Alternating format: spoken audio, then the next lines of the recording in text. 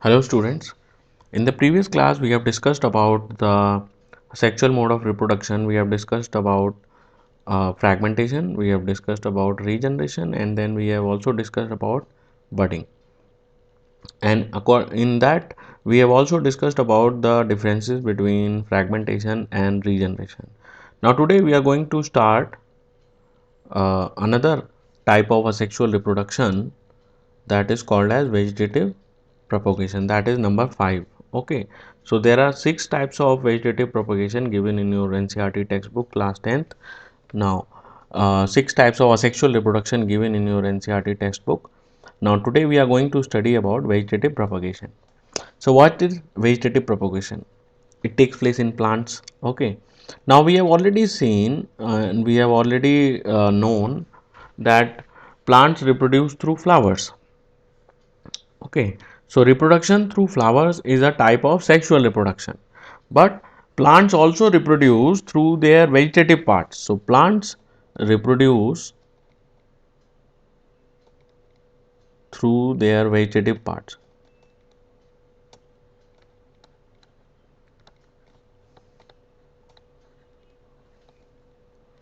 So plants reproduce through their vegetative parts, and this is called as vegetative propagation. So what is vegetative propagation? If the plant reproduce through their vegetative parts, then it is called as vegetative propagation.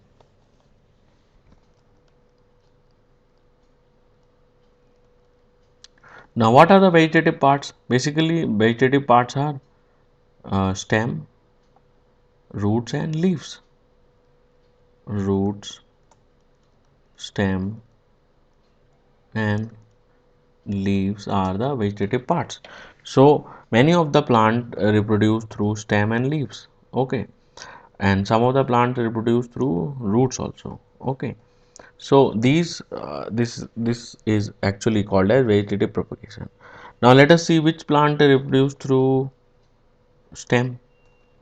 Example is very simple example. You know that a rose plant is there, which reproduce through root stem. Then which plant reproduce through leaves? Bryophyllum. Bryophyllum is an example of the plant which reproduce through. And then we have Dahlia is there, and sweet potato is there, which reproduce through their roots. Okay, they can reproduce through their roots. So these are the examples of some of the plant which can reproduce through root, stem, and leaves. Now how do they reproduce? What is the procedure? Okay, what is the procedure through which we can produce new plants using vegetative propagation? So the first one is cutting. You simply cut a stem and then sow it in the soil. That is called as cutting. Like rose cutting is there, or sugar cane cutting is there.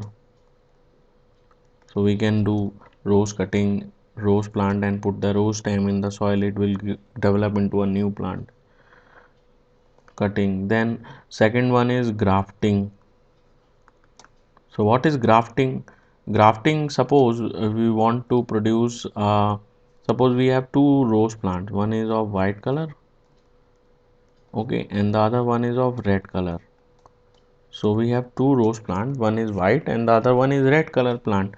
We want to produce pink color rose flowers. So what we will do, we will cut the stem of the white and put it, this cut stem we are going to put it over the white one. Okay, so the red color, I will just make the, this is a red color rose. Okay, so this is a red color rose plant and we are going to put white color stem over it. So this is the white color stem over it, and then we will tie this stem with the help of the, we'll put some mud there, and with the help of the cloth we can tie the stem. So the flowers produced from this part of the stem will be neither red nor white, it will be pink. So this is the method by which we can do grafting. So grafting can be done to improve the varieties. Grafting is done in mangoes also. Okay.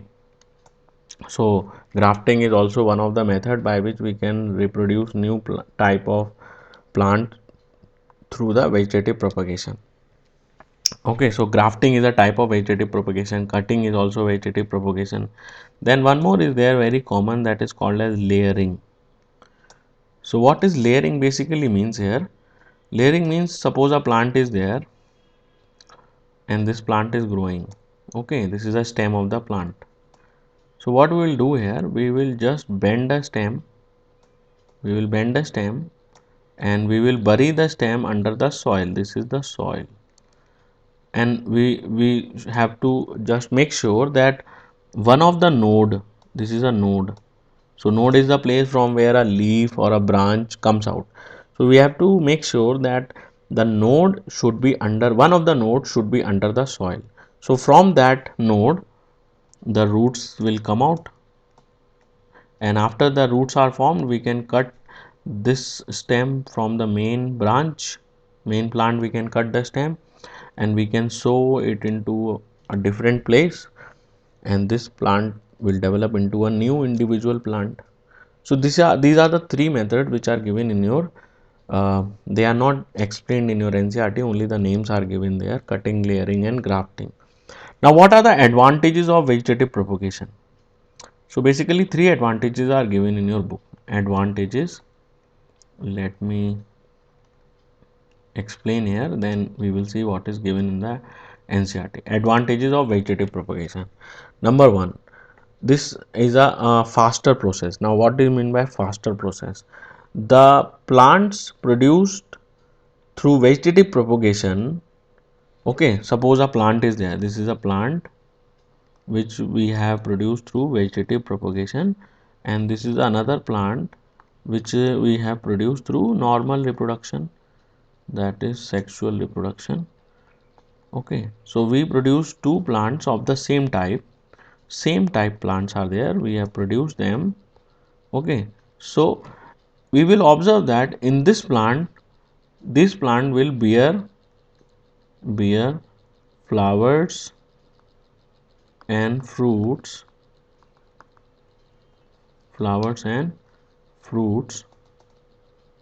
earlier compared to plant 2. So we can, this is plant 2, this is plant 1. So plant 1 is produced through vegetative propagation, and we will see that this plant will also produce flowers and fruits, but later on, after some more time. Okay, but the plant which is produced through vegetative propagation bear flowers and fruits earlier, so it produces flowers quickly compared to the plant which reproduced through vegetative propagation. Okay, so this is one of the advantage, it can produce flowers and fruits earlier. Now many of the plants like banana does not have seeds are absent. So how will we reproduce the banana plant? So banana does not have seeds, so banana can produce can be reproduced through their stem or through vegetative propagation. So those plants which have naturally uh, lost the capacity to produce seeds, those plants also can be reproduced through vegetative propagation. Okay, so for example, many oranges are there which does not have seeds, then lemon is there which does not have seeds. So these are basically seedless plants. Okay, then we can add grapes here also. Many grapes does not have seeds. So seedless plants can also reproduce through vegetative propagation.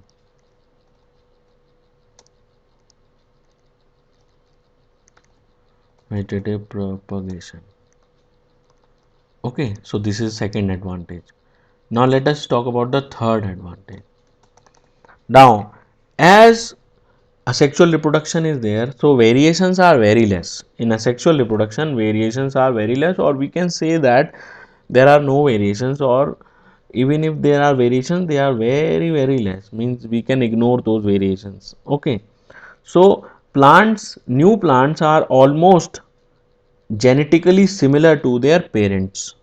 Okay, so that is one of the biggest advantage. Suppose we have a very good plant and we want the similar characteristics to be there in the next offspring. So through the vegetative propagation, we can reproduce through that plant, and variations will be very less, and most of the characteristics will be passed from that parent to the next offspring. So plants, new plants produced are genetically similar to their parents. So that is the third advantage of the vegetative propagation. So new plants produced are genetically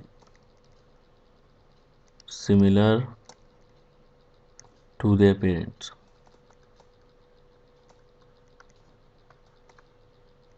So new plants produced are genetically similar to their parents. So these are the three advantages given. Now let us see what is given here in the NCERT. Okay, so what is given here? Let me read here, and let me underline also. So there are many plants in which plant part like root, stem and leaves develop into a new plants. Okay, so vegetative parts are root, stem and leaves. So unlike in most animals, plant can indeed use such a mode for reproduction. This property of vegetative propagation is used in methods such as layering, I have already explained you, or grafting or cutting is there, okay, to grow sugarcane, roses or grapes. Okay, now first advantage number one, plant raised by vegetative propagation can bear flowers and fruits earlier than those reproduced through seeds. Now seeds are the products of sexual reproduction. So those plants which reproduce through seeds, or those plants which reproduce through sexual reproduction, will produce flowers and fruits later on. But those plants which reproduce through vegetative propagation can produce flowers and fruits earlier. So that is the advantage. Number two, such methods can also make the propagation of plants such as banana, orange, rose, jasmine that have lost the capacity to produce seeds. Means the seedless plants can also reproduce through vegetative propagation. And the third advantage is given at the last. Another advantage is that all plants are genetically similar enough to the parent, having all its characteristics. So variations are very less in the case of sexual reproduction, and more variations are there in sexual reproduction. So that is also one point of difference between asexual and sexual reproduction. So the plants are genetically similar to their parents. Now let us see what is given here in the next page, and next page is given about the bryophyllum. So this is a bryophyllum. It reproduces through the leaves. So you can see on the margin of the leaf there are small buds are there. These buds are formed, and these buds develop into a new individual organism. So buds produced in the notches along the leaf. So notches are the places where the buds are growing. So notches along the leaf margin of bryophyllum fall on the soil and develop into a new plant. So this is how bryophyllum develops into a new plant through their leaf. So this is example of vegetative propagation by leaf. Root and stem already I have given you. Okay, now let us talk about the next one, that is spore formation. Okay, so let me explain you what is spore formation and how does it takes place. Okay, this is number 6. This is the last asexual reproduction, type of asexual reproduction in your book, spore formation. So in all these sexual mode of reproduction, you have already seen that only one parent is involved. There is no second parent is there. So what is spore formation? Let us try to discuss it. Okay. Now example is fungi. Okay. The name of the fungi which we are taking here is Rhizopus. It is commonly called as bread mold. Okay, so now you can do this in your home also. This activity can be done in your home also, and then you can take one bread slice. This is a bread slice. Okay, and in this bread slice you put some water and leave it in the damp place where more moisture is there, which is not dry.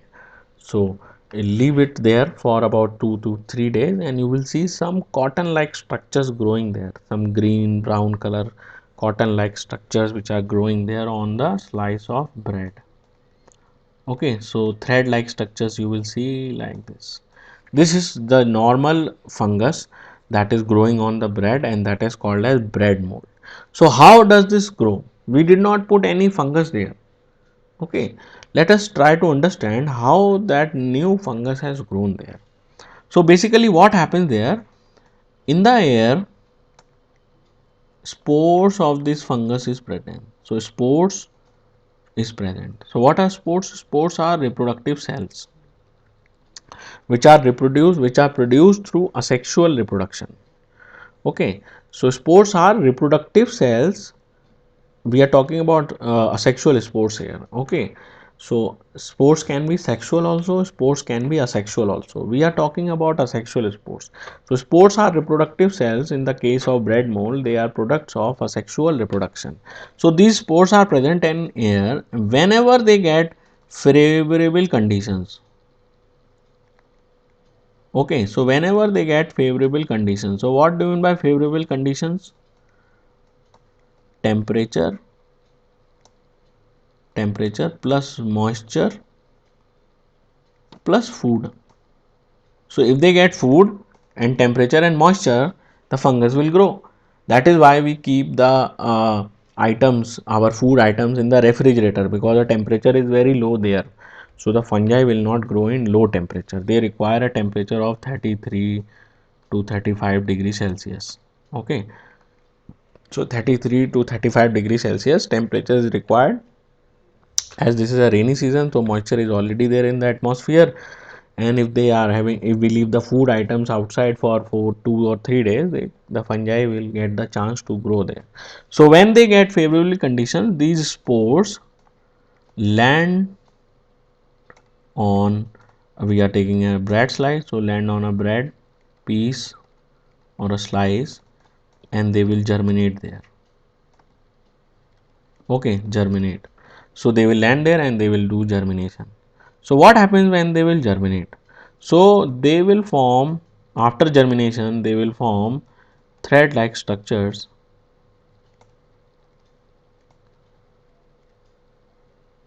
Okay, these thread like structures are called as hyphae. So these fungi land on bread piece and germinate. Okay, which is landing there? Spores are landing there, and they form thread like structures called as hyphae. So you can see here, I have drawn here in the diagram the hyphae. Now one of the hyphae grows vertically upwards. Okay, one of the hyphae grows vertically upwards.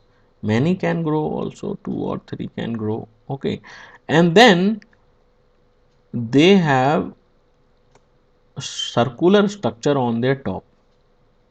Okay, this hyphae is called as, let me write the name, this hyphae is called as sporangiophore. Okay, sporangiophore, phore. So this hyphae is called as sporangiophore, and on the top you can see sporangium. Sporangium. Sporangium is singular. Okay, sporangium is singular. Sporangia is plural. Sporangia is plural.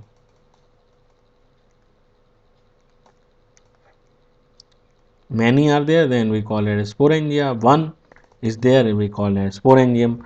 So what is sporangium? Sporangium is a spore factory where the more spores are produced. Okay, so thread like structures are formed. That thread like structures are called as hyphae.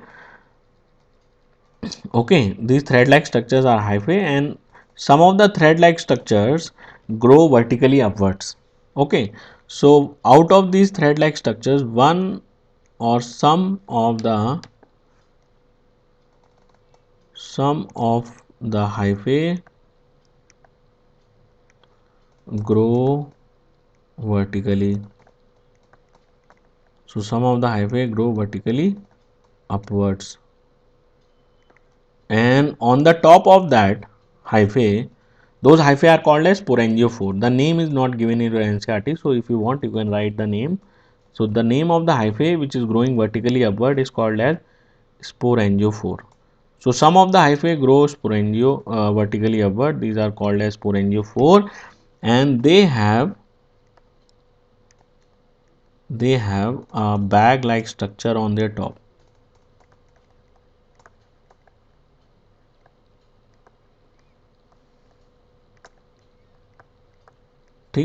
Okay, so this bag-like structure is present on their top, and this is called as sporangium. This is called as sporangium or spore factory, where spores are produced. So inside the sporangium, spores are produced, and then when this is mature, the sporangium bursts and spores are released into the air.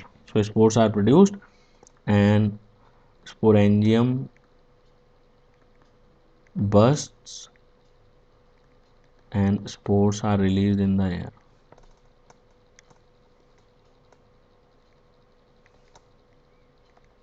Sporangium bursts and spores are released in the air, and they remain in the air for a variable number of time periods. Okay, and they remain in the air. So you can, this is cycle is completed. So they remain in the air, and they remain for variable time periods, and whenever they find another suitable conditions to grow, they will land on there and they will start the new cycle again. New organism will produced again. So what is happening here, I let me recall. So spores are present in the air. Spores of fungi, that is bread mold, is present in the air. Whenever they get suitable conditions or favorable conditions like temperature, moisture and food, they land on that food item, and then they will grow, germinate and produce lot of fibers. These fibers are called as hyphae, or thread-like structures are there called as hyphae. Some of the hyphae grow vertically upwards. This hyphae is called as sporangiophore, which on the top contain a bag-like structure called as sporangium.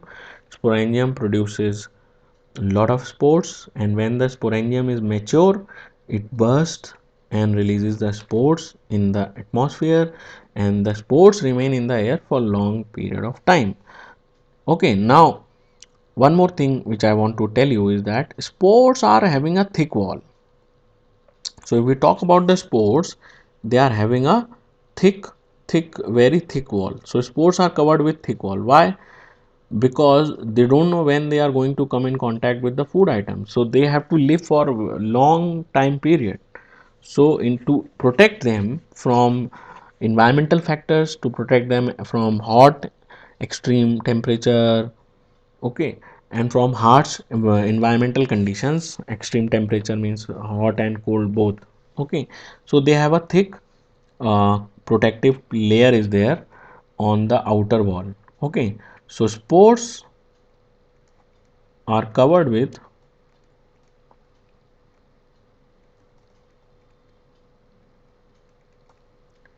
thick protective layer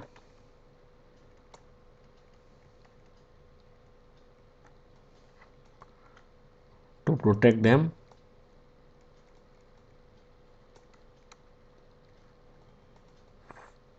from various environmental factors.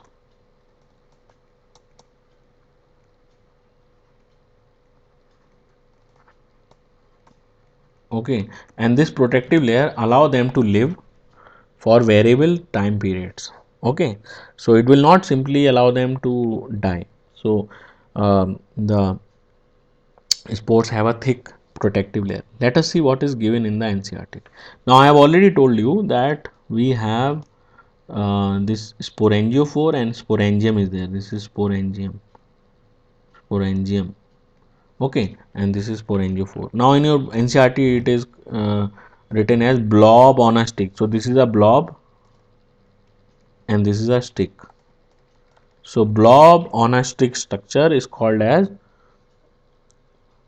sporangiophore and sporangium. Okay, so what do you mean by blob? Do you know what is the meaning of the word blob? Okay, so blob is any round structure is there. Okay, a mass is there which is present on the top. So blob on a stick like structure is there. So you see here what is given in the NCRT. Even in many simple multicellular organisms, specific reproductive organs can be identified. Okay, the thread-like structure that developed on the bread, thread-like structures we call it as hyphae, are called hyphae of the bread mold. They are not reproductive parts. On the other hand, the tiny blob on a stick structures are involved in reproduction. So what is this tiny blob on a stick? This is a blob on a stick structure is there. So what is a blob here? Blob is sporangium. And this is the hyphae which is called as sporangiophore.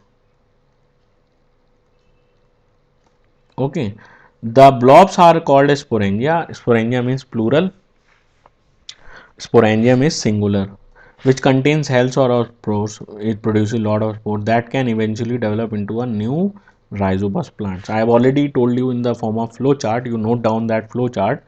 The spores are covered by thick wall that also explained to protect them until they come in contact with another moist surface and begins to grow. Means they, if they find favorable conditions, they will grow again. So this is given about the spore formation, and with this we have completed our asexual mode of reproduction. In the next class we are going to start the sexual mode of reproduction. Thank you students.